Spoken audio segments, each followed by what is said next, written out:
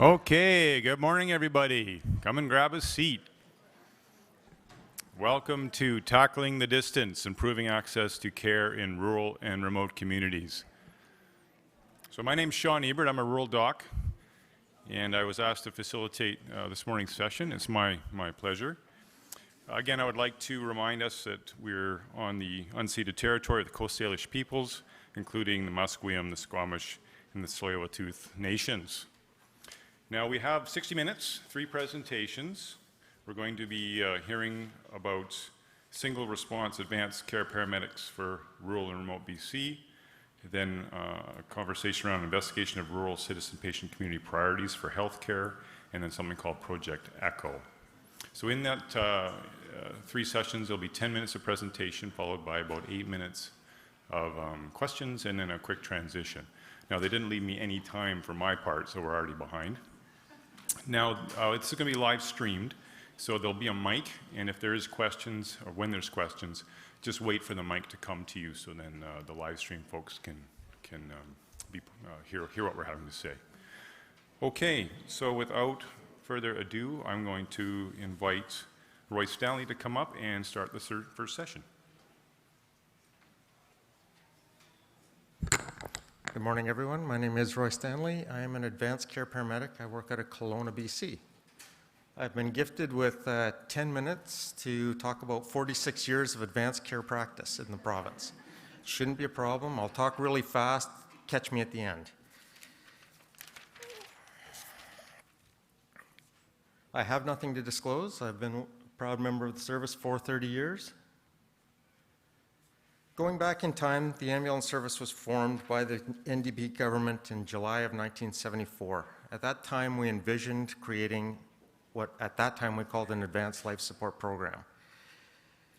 We took all of the amalgamation, we brought in ambulance services that were mom and dad services, we brought in companies that were coroner services that were running the ambulance in smaller communities.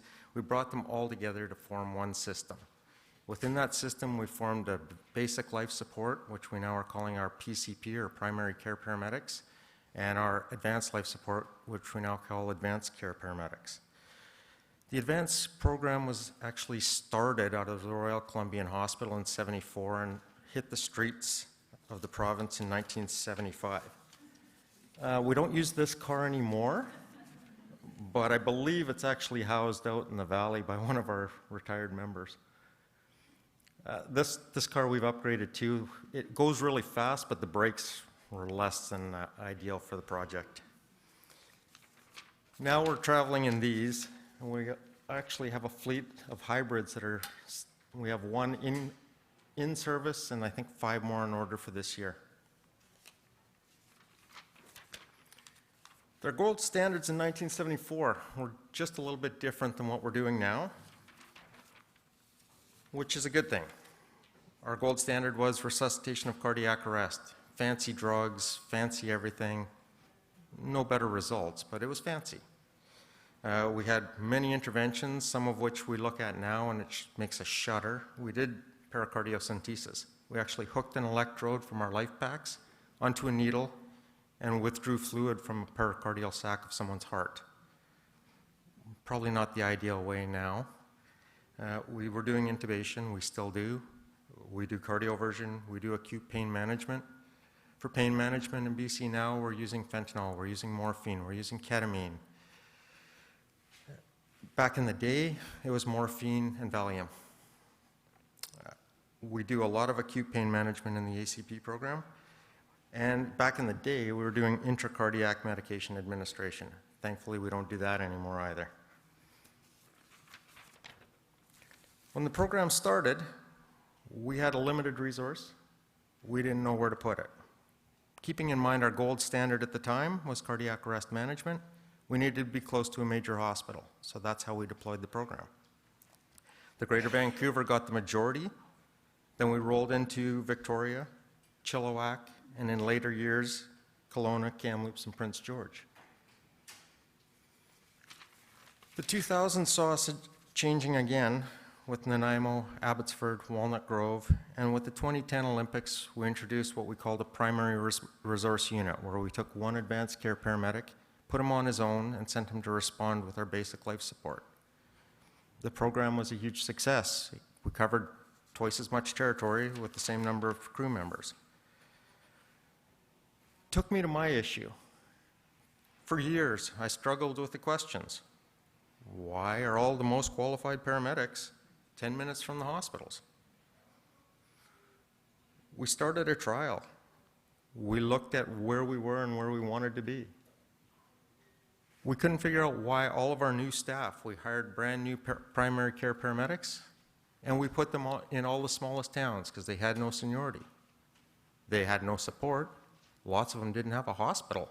Most of them didn't have a clinic. We wished them the best, and what could go wrong? We know that we needed to move out. We know that we needed to get our advanced care guys with the experience, with the procedures, out into the remote and urban areas that we just didn't cover. Imagine you now have chest pain. You're in Cherryville. You don't have a doctor, you don't have a clinic, and you're nowhere near a hospital. But it's okay, because we're going to send you a primary care paramedic from Lumbee. They might have 3 months experience, because that's where we hired them. And you don't get any advanced care. Oh, and by the way, we're going to transport you to Vernon. If it's an actual heart attack, well, sorry, but once we get you to Vernon, we'll arrange a transfer to get you to the cath lab in Kelowna. I don't think that's really the best way to deal with chest pain, but we shall see. 2019, the Auditor General report came out. Recommendation number 2, we need to determine a level of appropriate advanced care coverage that considers patient need and implement strategies to achieve this. I'm pretty sure somebody heard me. So we started talking. We developed a program. We needed to decide how we were going to deploy with the number of resources that we had using a smart approach. How do we gauge the distance and the needs of our patients? Do we base the distance, the interventions, the interactions, or outcomes? How do we redeploy the resource that we have? We needed to figure out the best way to do this. December of 2018, we started training. We trained all of the advanced care paramedics in Kelowna. But we knew we don't have enough paramedics. We don't have enough advanced guys in the province. As of last Thursday night, we have 400 advanced care paramedics. We have 265 of them that are operational. It's a pretty big province for 265 advanced guys. I did one call last summer by myself with a primary care crew that took me to the middle of Okanagan Lake to resuscitate a gentleman who had died on his sailboat with his wife. The time to get to him was 40 minutes. The resuscitation was unsuccessful. But what we learned was we transported him off of the boat, and I got my first lesson in sailing accompanying his wife back after I've had to explain to her that her husband was not successful. Those are the types of things that we need to be able to do. My patient changed in that moment. It was no longer him, it became her. But that's not a fair position to put a primary care crew in with no experience. And we need to start accessing the experience and the training.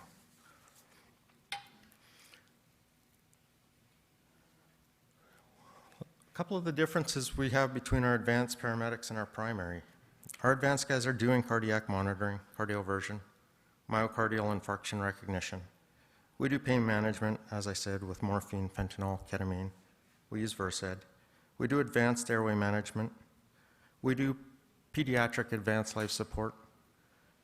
We have a couple of years of extra training, and our big basis is in diagnosis and making those calls as to where we need to be ending up.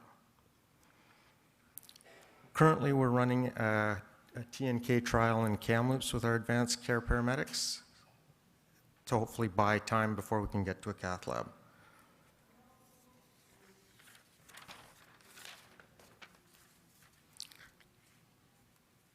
With our single response unit, when we disbanded, we broke into 2 cars and deployed one into the Vernon area and one into West Kelowna. The West Kelowna car was kept there permanently. It's still there. And our Vernon car, as of September, we transferred into Penticton to see what kind of coverage we would get in that area. We were doing a lot of long runs. Vernon, we were finding that we were transporting chest pain calls from West Side Road that would normally have gone to Vernon directly to the cath lab over in Kelowna. And the patient care was showing that the patients were having a much better experience because we were able to manage the pain and the symptoms.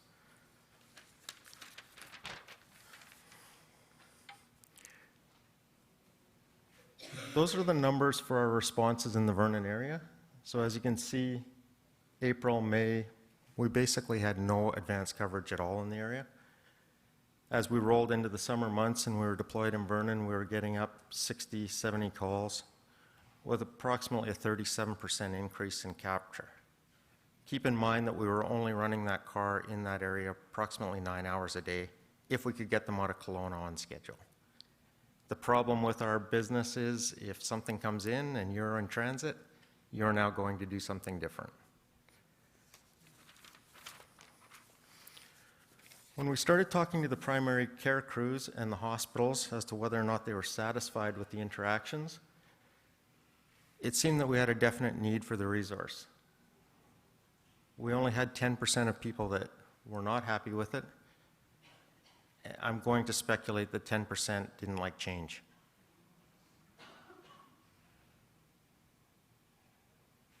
We found that having the resource there gave us a lot better interaction with the hospitals and gave us the ability to be a much bigger help to them. There were instances where we were actually being called in to assist them with packaging their patients to transport to a higher care facility.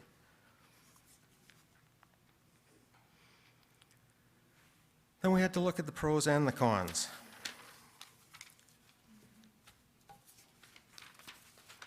First of all, we have a collective agreement, which makes things a little bit more interesting for us because we actually have language that meant the only car that we could trial this with was our Bravo car in Kelowna, which is why we tested it there.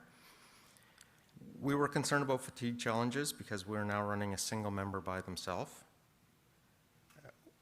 We always have some interpersonal issues just whenever we integrate a new system into a new community.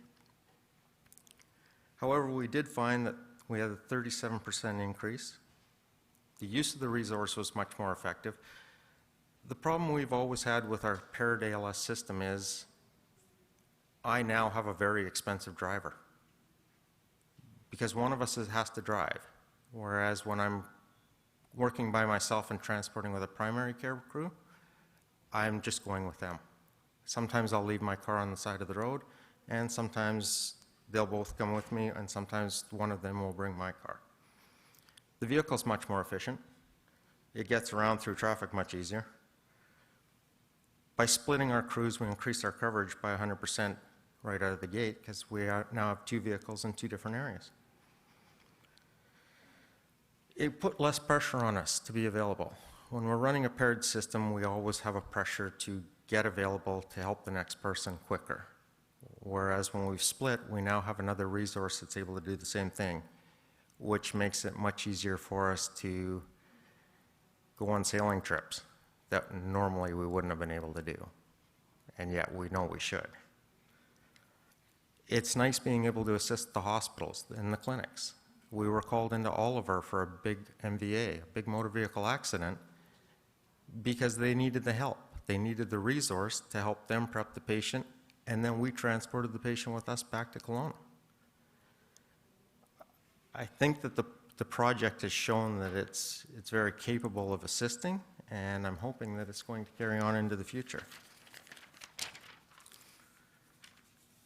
That's one of our members looking very dapper at the beginning of his shift. He looks a little more haggard usually by the end. Thank you. Any questions?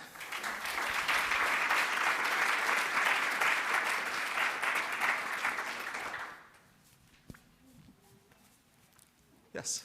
I have about Vernon and Kelowna. I work in places, or have worked in places with 5 physicians or less, so those don't necessarily seem like rural to me. Do you think there's any hope that this will extend out to other areas of the province that are genuinely small, or is it just never going to be practical? I think that the big priority for us is we have to stay in a large enough center to keep our skills. So when I look at where we could expand to effectively, I would consider Vernon is great because it has a lot of small communities with small resources around it. I look at Salmon Arm and think they have the same kind of issue, and they have that huge corridor up into the Revelstoke area. But we couldn't, I don't think we'll ever see a part where our SRUs deploy into a smaller community. We do a community paramedic program with our advanced care guys, and at some point they're expanding into smaller areas like, I think right now our next one's in Prince Rupert. So there is a pilot project up north and spread throughout the province with, I think, 6 communities where they're trialing ACP in smaller communities. Those are community paramedics. No. Yeah. Advanced care community paramedics, yes. So that's not my understanding of what the study is involving. The 6 communities for the community paramedic program, well, Campbell River has one, No, Prince Rupert. I mean, we've all got, I live in Golden, and we've Yes. all got community paramedics. There's more than 6 of them. No, those are primary. BLS Yes, those are the paramedics that primary do care. the primary Yes. care. But there's a pilot project looking at trialing ACPs to support smaller rural communities in a way that we would integrate them into emerge and into acute so that we could deal with the skill set problem and the volume problem. Correct, that's the community paramedic program. So my understanding is that one of the huge barriers is the collective agreement and scope. It is for the deployment. The issue that we have is right now the community paramedics also have a set schedule. So the community paramedics are fanning out from the health authorities, and the issue we have is I might have an appointment to see you tomorrow at 2 o'clock. Well, if at 2:10 the next door neighbor has a cardiac arrest, I already have an appointment with you, so they won't redeploy me for that. I think it's a little complicated, probably not best to use your time up with this. But, It's, you know, I would disagree. I think there are ways we can do it if we're creative about it. And, you know, it's the same way those of us that have special skills in rural maintain physician skills. You go somewhere bigger, you do some volume, and you do regular rotations to keep up your training. But we're the ones that need the skills. I you know, totally agree. And and the critical transport, when you pull a doc and a nurse out of a community, when an ACP could do it, it would be way better. I use, agree. Better care for the patient, so. Any other questions? Thank you.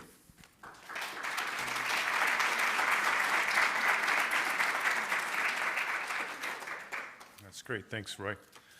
So next, Christine. Here's your little timer, by the way. So I you still have a see. few minutes to get ready. If I start early, do I get extra time? Oh no, someone caught me. They've changed it now.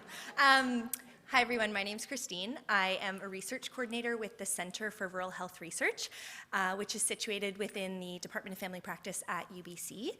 And I am here to talk to you about a project called the Rural Evidence Review. But quickly, before we get going, I have no affiliations to disclose. And the learning objectives for today's session are twofold, and they include, first, to describe the project's approach to rural community outreach across BC, and then we're gonna, and when I say we're, I mean me, and then I'm going to share with you what we've learned from rural communities across the province about their priorities for healthcare. The Rural Evidence Review Project is a collaboration between the Centre for Rural Health Research, which is where I'm situated, and the Rural Coordination Centre of British Columbia. And we have funding under Canada's Strategy for Patient-Oriented Research. And I know we have a couple of our funders in the room, and so I'd like to say thank you very much. The goal of the project is to work in collaboration with rural communities to provide high quality and useful evidence for rural healthcare planning in BC. And to do this, we have three major activities. The first, as depicted here, is to engage with rural communities across British Columbia to understand their priorities for care. We then review and synthesize the international literature on these expressed priorities. And finally, we share what we have learned from rural communities and also from the literature with decision makers across the province, but also back to the rural communities that we've engaged.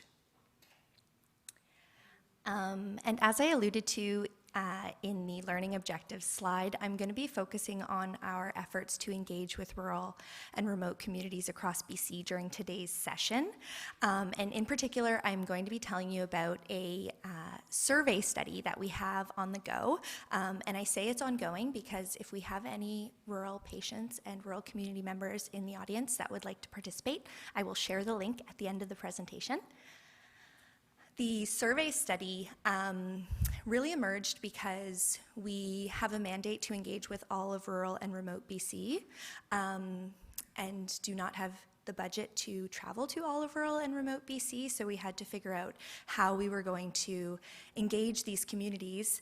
And I'll also say I'm situated in Vancouver, so at a distance and from Vancouver.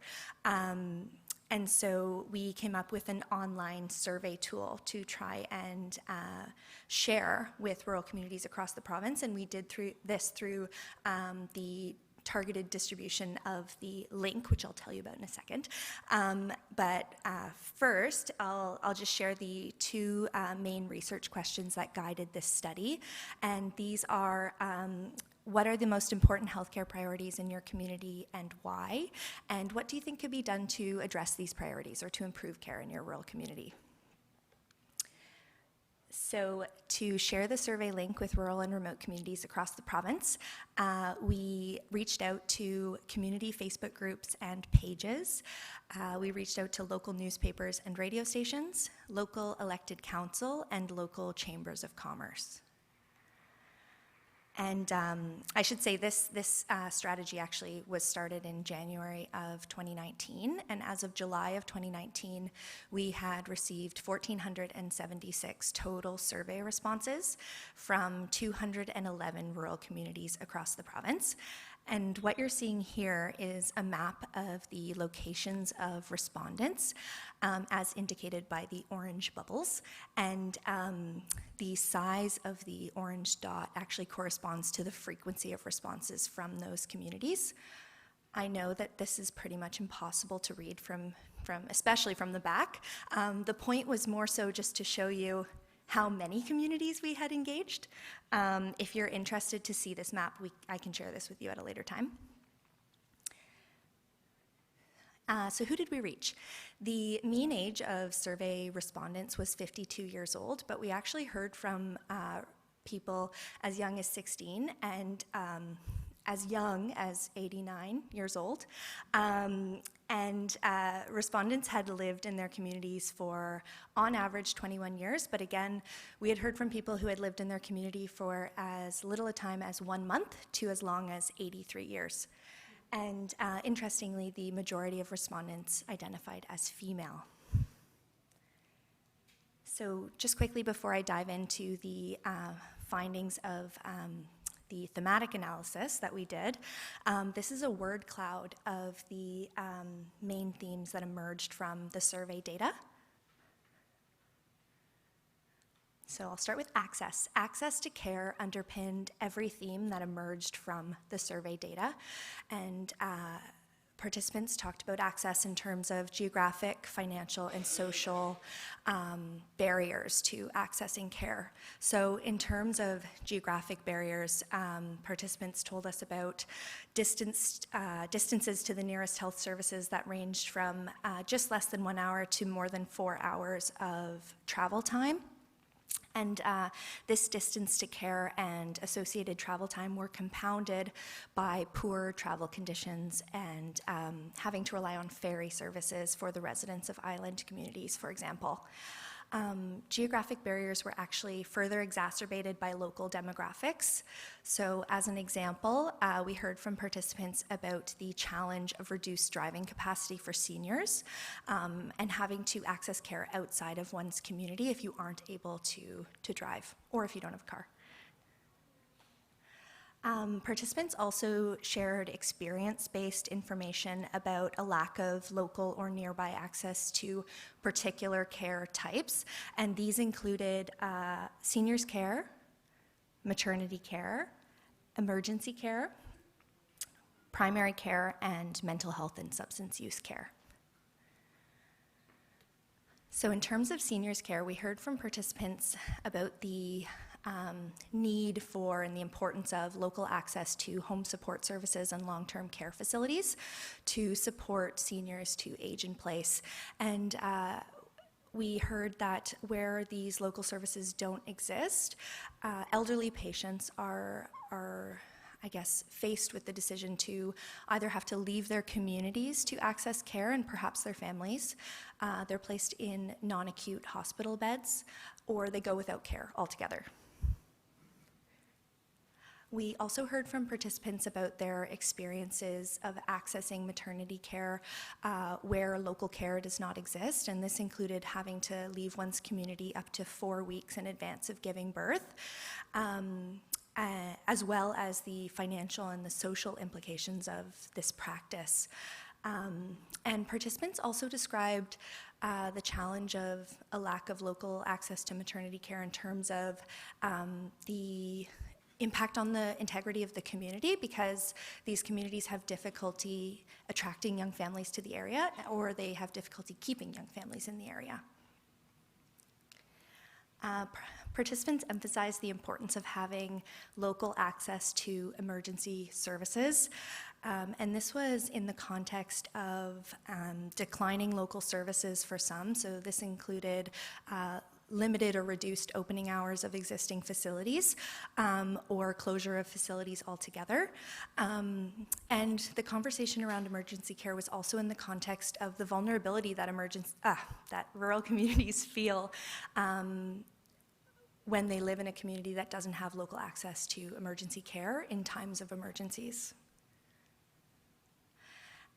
Respondents really told us that primary care and local access to primary care is the basis of good health care. And the challenges that participants noted around a lack of local primary care included high rates of unattached patients, long waiting times for care with primary care providers, and a lack of continuity of care and what they called the revolving door of providers in and out of their communities. And finally, mental health and substance use care. So participants emphasized the need for better access to local mental health, substance use, and addiction services in their communities. And this was in the context of the opioid crisis, but also within our, I guess, emerging understanding of mental health as a component of overall health and well-being.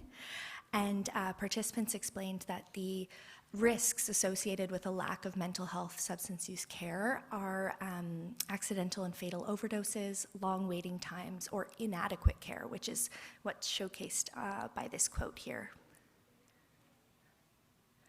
So rural community members offered many, many suggestions and recommendations for how to improve care in their rural communities. And these recommendations were really context specific based on the needs of their communities from their perspectives, but broadly, these recommendations included to increase local capacity for delivering care, to mitigate the difficulties associated with traveling for care, and to establish a mechanism for hearing and integrating patient and community voices into healthcare planning. And very quickly, take-home messages. What I've presented here is really just the tip of the iceberg. We have heard so much from rural community members, and we continue to hear so much and learn so much from them, and we're really grateful. But I think at least my most important learning from this process is that rural communities just really want to be heard. Patients just really want to be heard. And we received a lot of comments from participants saying, thank you for doing this study, and thank you for listening. Thank you for prioritizing our voice. So that was really powerful. And also that we were really impressed with the solutions that rural community participants offered as ways to address the challenges that they're facing, and I think it showcases the importance of asking and of listening to these communities for what they think needs to be done.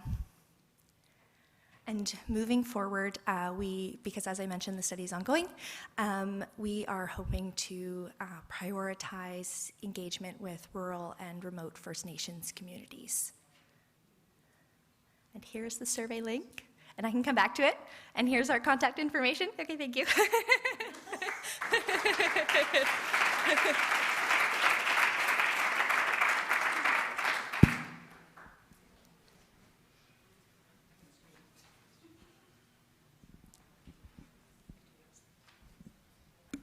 Thank you very much for that. I just want to know how you defined rural communities.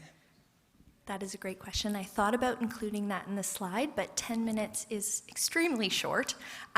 We actually used the definition that's provided by the Rural Subsidiary Practice Agreement, and so there's a list of rural communities, what is defined as rural communities through that agreement, and we based it off of that. Yeah.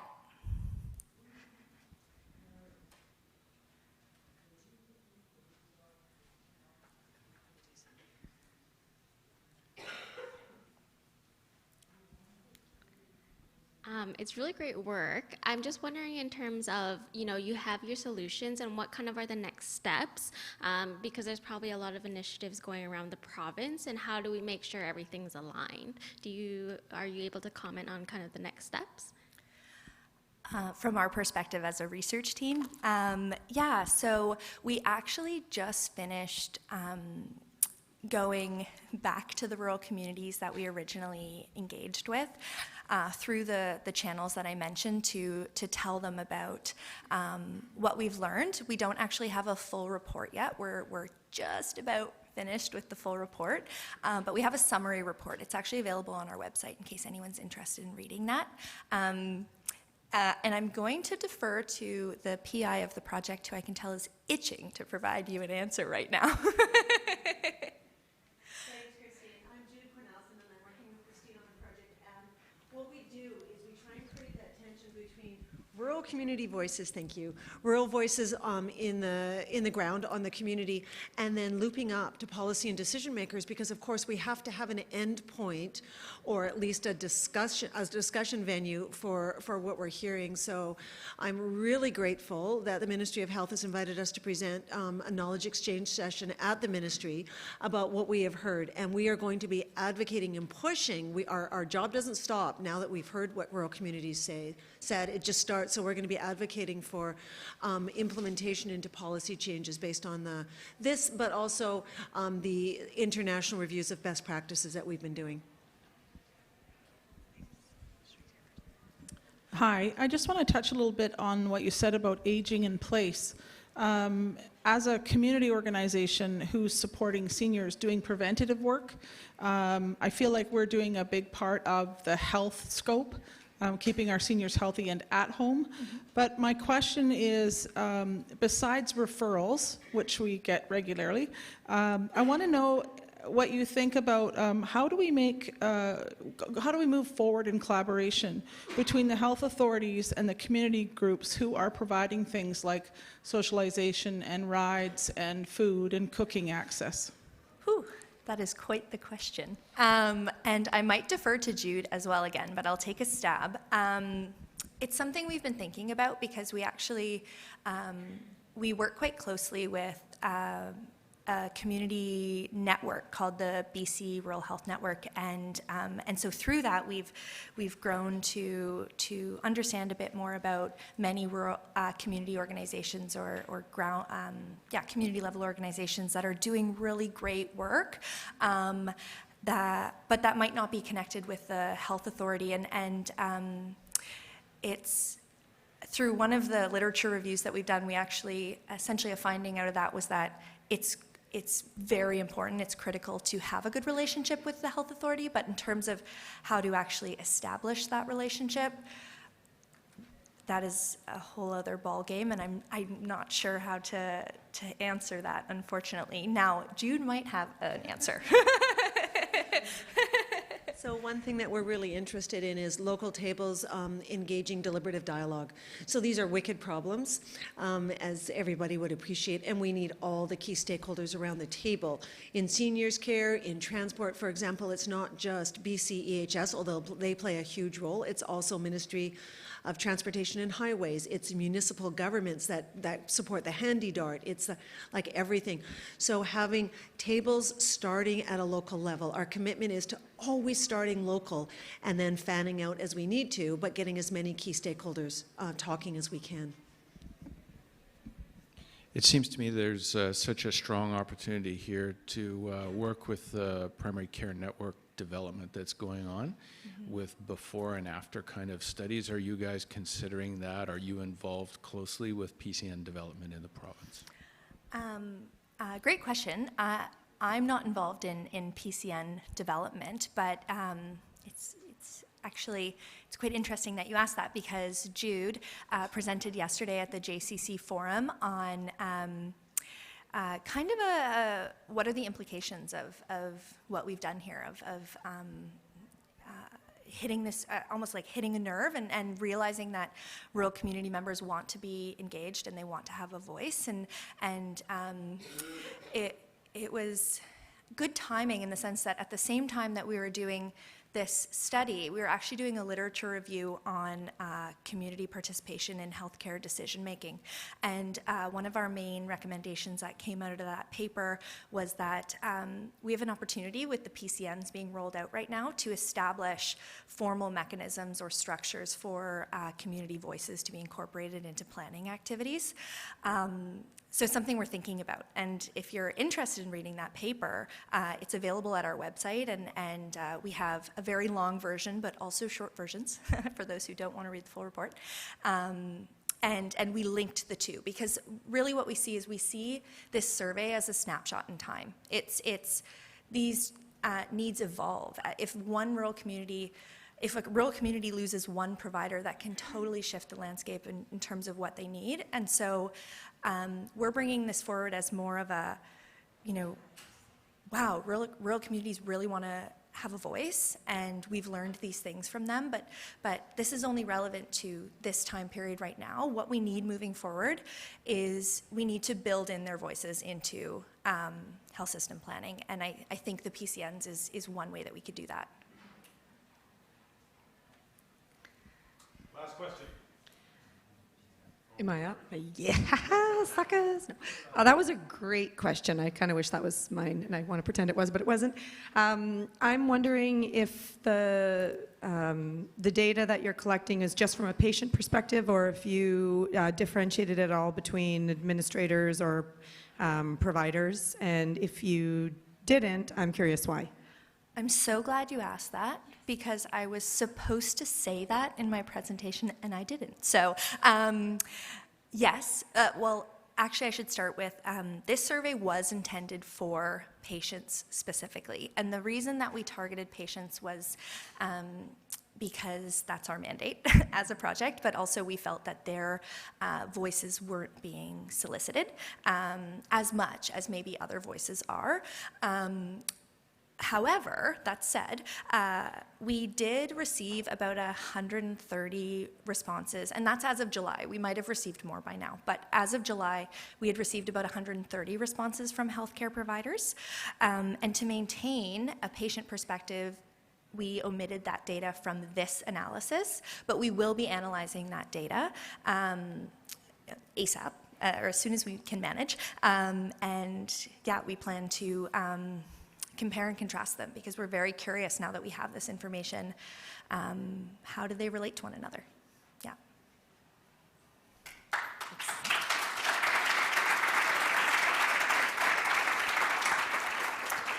So thank you, Christine, for a really excellent presentation. I'm sure that her and Jude will be around at the break if anybody has any outstanding questions. So for our final presentation, I would like to call up Deb and Roland to share with us Project ECHO. Great. Thank you for having us today. I'm Dr. Roland Engelbrecht from the community of Williams Lake. Here's my pointer. Okay.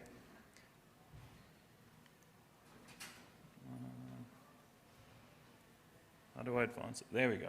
Okay, that was difficult. I have no disclosures or anything biases I need to mitigate.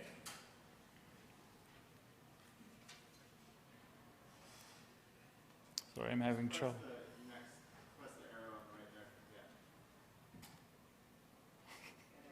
There we go. Okay. No, I'm not winning. There we go. Okay, I got it now. Okay, so just to give you some background on our community. So Williams Lake is about 6 hours north of Vancouver, 3 hours south of Prince George. We're a relatively, we're a small community of about 12,000, but we have a catchment area of 20,000 around us. We're surrounded by several First Nation communities. A lot of our patients have experienced a lot of trauma, and the mental health burden is very high. This was further exacerbated by the wildfires of 2017. Thousands of people were displaced, property lost, wildlife died, and it affected people's livelihood in our communities.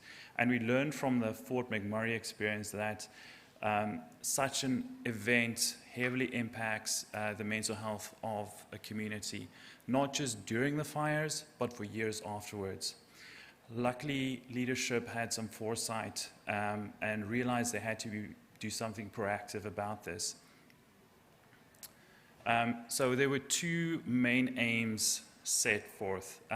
One was to make sure that mental health was supported in this area in an evidence-based manner without variations in care.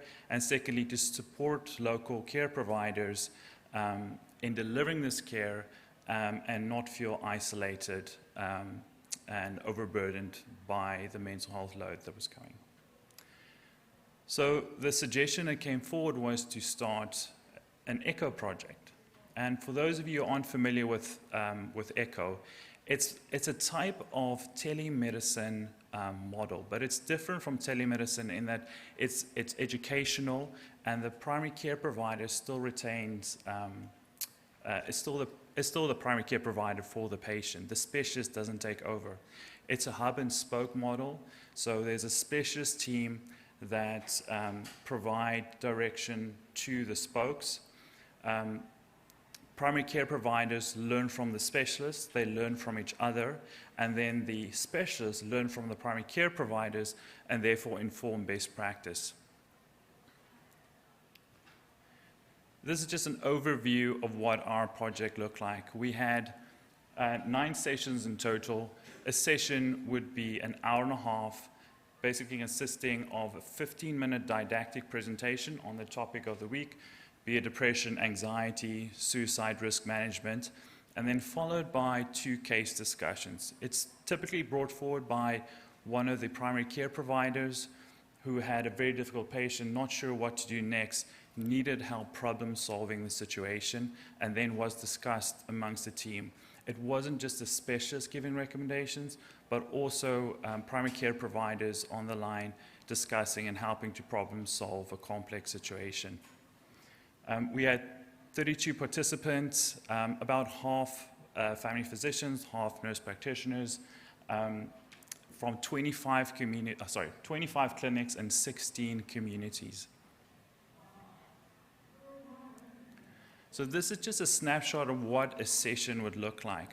As you can see, it's a video conferencing model. You can call in from wherever you are as long as you've got internet access.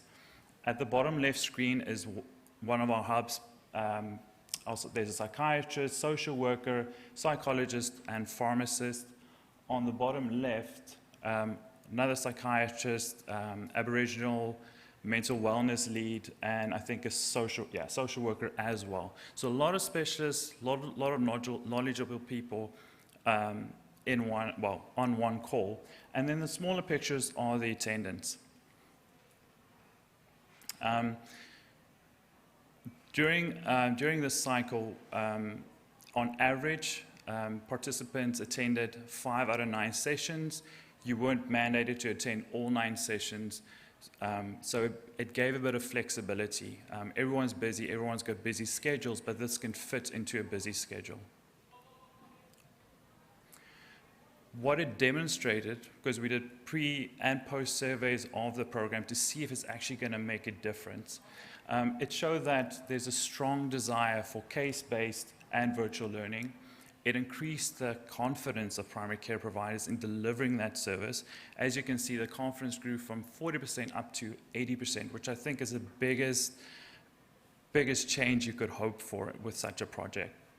It reduced the sense of isolation and improved the ability to ensure use of the latest best practices. Things we learned from the project is that it's well suited for team-based and rural care. Recommendations always need to take into consideration the rural and remote supports that are in place. It would often come up, the specialists would make a recommendation and you tell, we don't have a counselor there, we don't have this service there, what else can we do? And you can problem solve in the moment and try and formulate a better plan. The value of a core ECHO team that shares a vision is collaborative and continues to grow. So you can't just be in an ECHO and have a set idea of how it's going to be. It needs to grow and develop. Our initial pilot ECHO was so successful. It was the first ever in BC. There's a few others now. But it was so successful that we're actually building on it this year. Instead of 9 sessions, we are having 16 this year in cycles of 4. More specialists are joining the team and more participants and hoping to deliver better care in our communities. Thank you.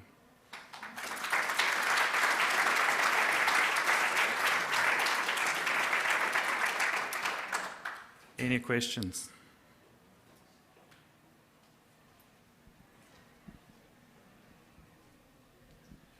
So it sounds like ECHO came from the whole forest fire situation, but are you able to use this model with other specialist, family physician, team-based groups, and have you already done that, used it in other ways? So we haven't used it, but ECHO can be used in, for any speciality.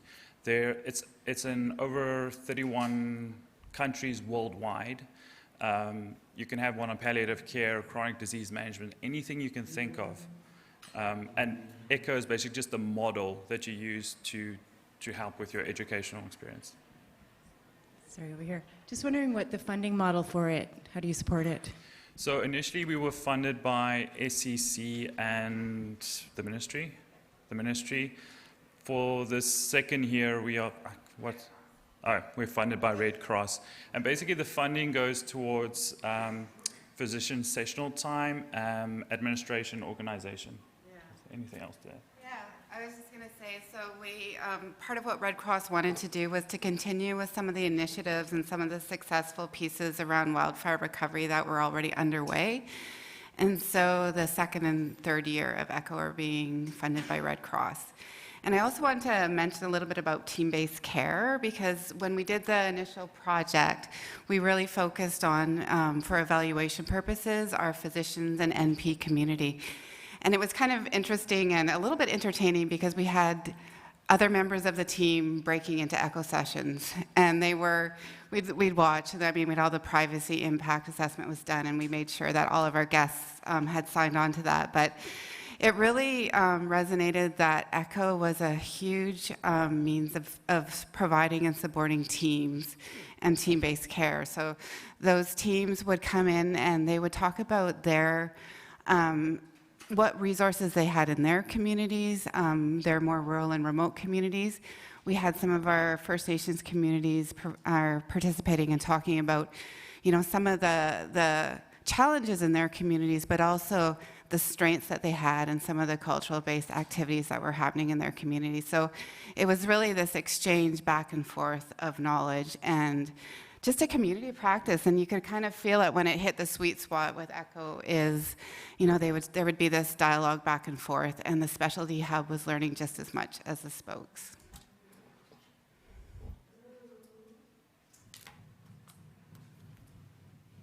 Any other questions?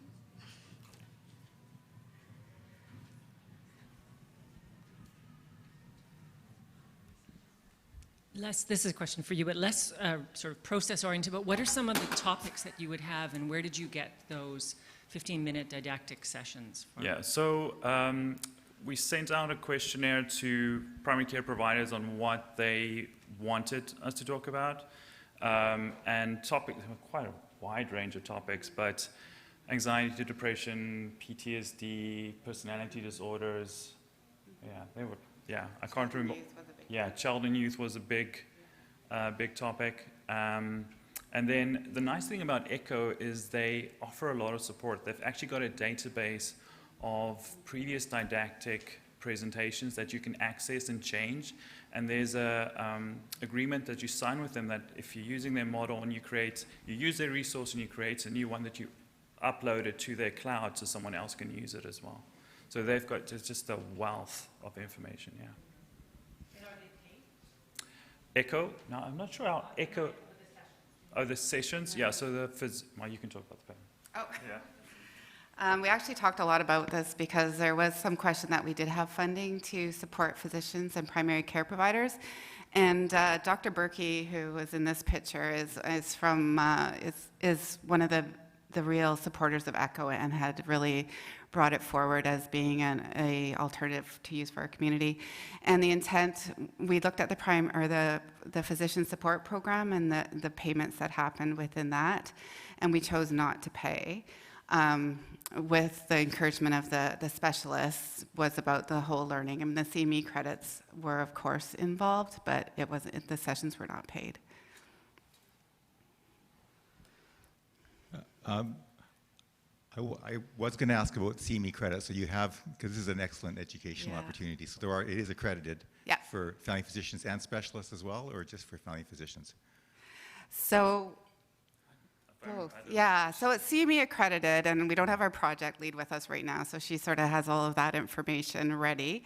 But yeah, and I think that's a lot of the feedback we're getting is just how easy it is for rural care providers to attend ECHO, to put an hour and a half into it and get the CME credits. Yeah. And how does it link to telehealth services? Is there any linkage to support one with the other, to align them in some way? Yeah, I mean, in our area, in the Caribou-Chilcotin, we haven't used a lot of telemedicine, and I think it's one of those pieces of introducing this is a telementoring platform, but the bandwidth and the rural communities, so some of them are up to 3.5, 4 hours away, so their operationalizing of telehealth has been very limited. And so it is something that we're, of course, seeing again, how do we support the I can't even talk, but how do we get it going? How do we get telehealth going? So the Indigenous? Yeah, I think one of the pieces too is, we're having our spokes talk a lot about how isolated they are and how they need timely consultation. And so ECHO is providing that sort of that mentoring and that case-based learning, but they're also talking about on the spot. So they're able to present a case, but they're also coming back to us and saying, I really need timely consultation. I need somebody to know how far away I am, how, that a hospital is not even, an alternative right now. And so that's the piece in Toronto is there's telehealth consultation or echo consultation as well. So the bigger centers have expanded echo to meet the needs, and that's what we hope to do as well. Thank you very much for an excellent presentation, and just wanted to highlight again, this is another example of supporting team-based care in rural communities. I just had a question on how or if this is connected to the practice support program under GPSC. Again, I understand there's learning modules and practice support coaches support primary care physicians with that learning. Is there some formal connection with that? There isn't, and I was actually a practice support coordinator myself, so in my previous role. So there's definitely this alignment that's happening for sure. And, looking at where the resources lie and, whether the PSP program would like to take this up. And we've done a cost analysis and sort of an evaluation and shared our evaluations. So, yeah, it hasn't yet aligned, but I think it will. Great presentation, you guys. I'm curious how you pulled together the hub team, and are those specialists sort of a normal referral pattern for the physicians that are the spokes on this, or where do you find this group? I think within mental health, so our rural areas, of course, we transfer and we do transitions within or with a designated facility. So the designated facilities are in Kamloops, and so that's where the hub. The expert hub was, but it was interesting because we had the expert hub that was located in Kamloops, say for the seniors' mental health, because that's where our designated facilities are. But the rural hub, we did a rural specialist hub as well. So it was something that hadn't been done before. So recognizing the expertise that was coming from the rural providers, that there was that exchange as well. So we had 3 hubs going on. So we had Kelowna, Kamloops, and Williams Lake. And I think to add to that, even though they weren't the typical specialists we would refer to, or not all of them at least, you need a team that shares the same vision for education and team-based care. And I think that's why this group also came together in the way it did.